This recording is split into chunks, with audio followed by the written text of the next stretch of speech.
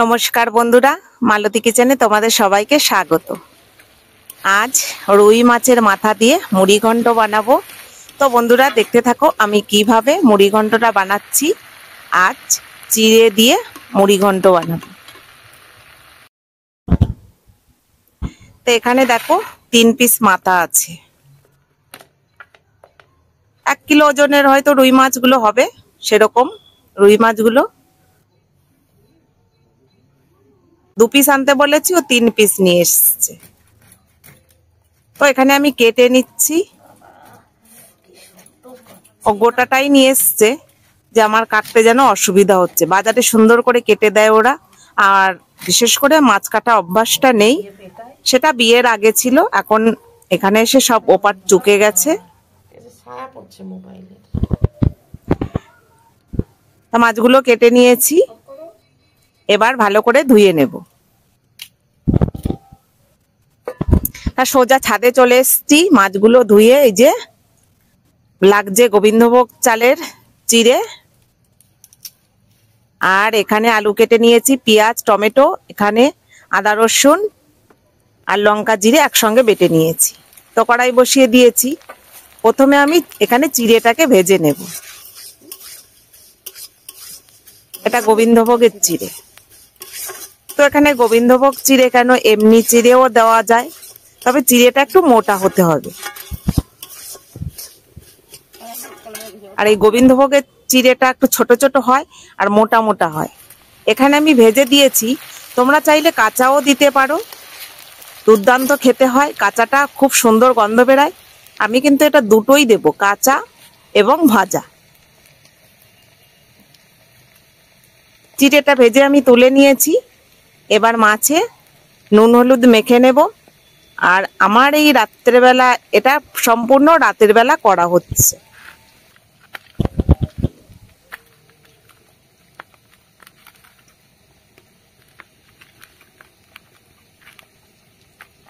বেশিরভাগ ভিডিও আমার রাতের বেলাই করা হয়, কারণ সকালবেলা বাড়িতে থাকা হয় না, সেই কারণে বেশিরভাগ রাত্রেবেলা করা হয়।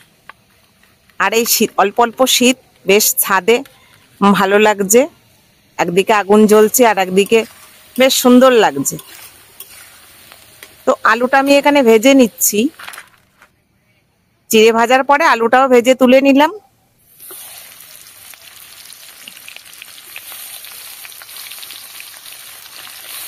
এবার মাছের মাথাগুলো ভেজে নেব।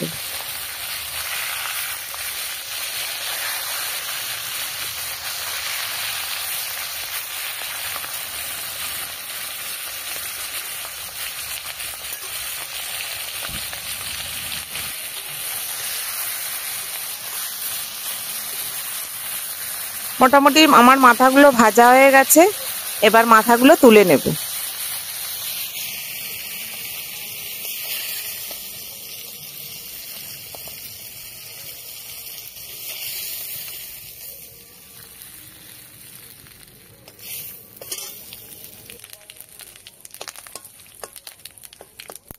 জিরে তেজপাতা ফোড়ন দিলাম।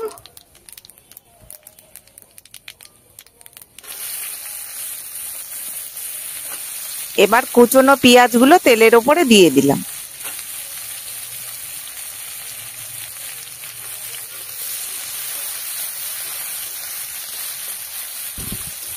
একটু বেশ লাল লাল করে নেড়ে নিতে হবে।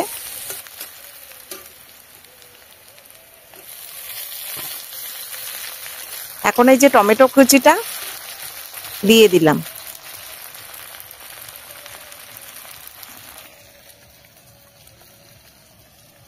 এখানে নুন হলুদটাও দিয়ে দেব।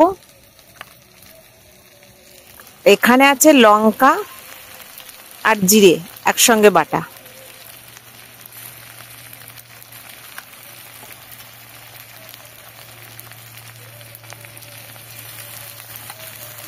আর এখানে আদা রসুন বাটা।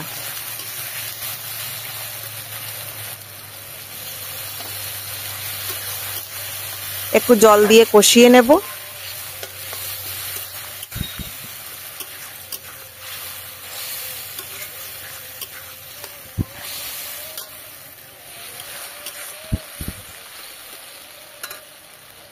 একটু ভালো করে কষিয়ে নিতে হবে। হলুদটা দিয়েছিলাম না, এখন হলুদটা দিয়ে দিলাম। আর একটু কষিয়ে নেব।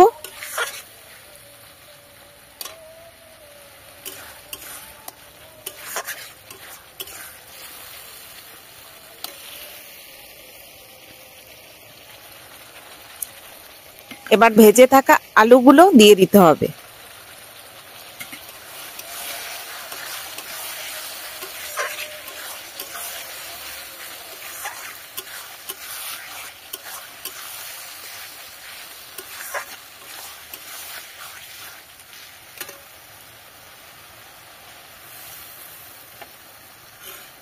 অল্প জল দিয়ে আর একটু কষিয়ে নিতে হবে।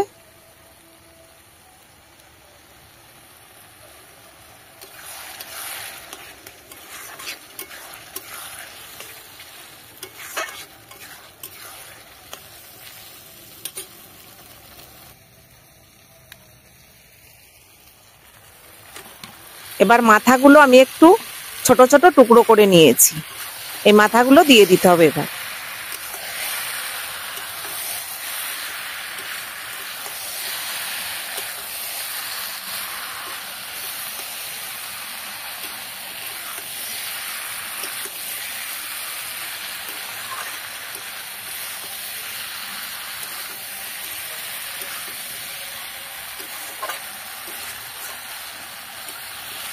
এবার আর একটু নেড়ে নিতে হবে, যে মাছের মাথাটা সম্পূর্ণ মশলাটা যাতে ভেতরে ঢুকে যায় সেইভাবে আর একটু নেড়ে নিতে হবে।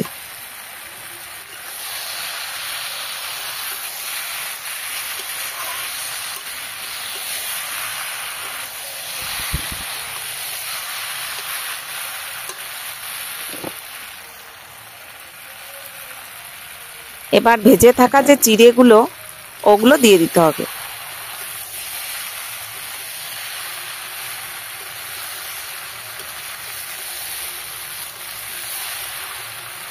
এখানে আমার চিড়ের পরিমাণটা আছে 200 গ্রাম। অনেকটাই মাছের মাথা আছে এবং আলু টালু দিয়ে বেশ দেখতেই পাচ্ছ অনেকটাই হয়েছে। এবার ওপর থেকে জল দিয়ে দিলাম।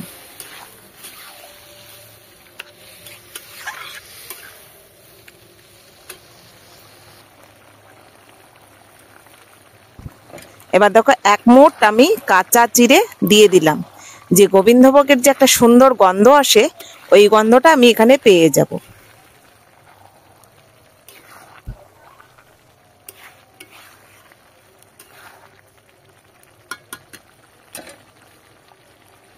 তো বন্ধুরা, যারা আমার ভিডিও সাবস্ক্রাইব করেছো তাদের জন্য অসংখ্য ধন্যবাদ।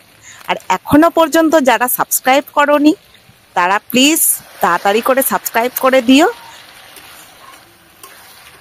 এবার গরম মশলা দিয়ে দিলাম ওপর থেকে।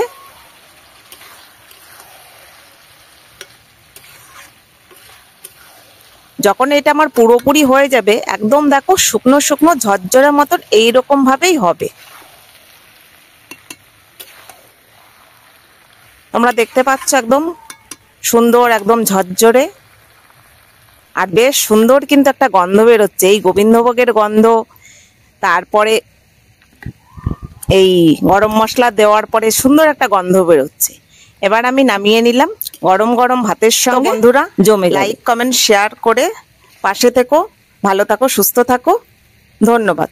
দেখা হবে পরের ভিডিওতে।